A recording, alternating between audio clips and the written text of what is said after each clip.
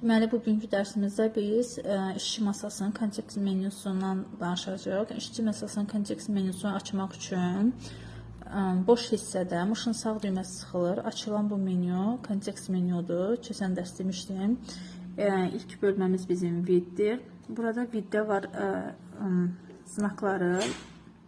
Burada viddə var krupniy znaçka, обычный znaçka, mелкий znaçka. Yəni ekranda olan bu simvolları iri formada göstərir. Gördüyünüz kimi. Ekranda olan simvolları обычный normal ölçüdə göstərir və ekranda olan simvolları mелкий znaçka kiçik ölçüdə göstərmiş olur. Yəni biz qoyuruq обычный formaya belə. Sonra burada var упорядоченный значка avtomatik. Görürsünüz ki, burada bizim simvollarımız ekran boyu səpələnibdir. Biz bu simvolları avtomatik olaraq sıra ilə düzmək üçün yenidən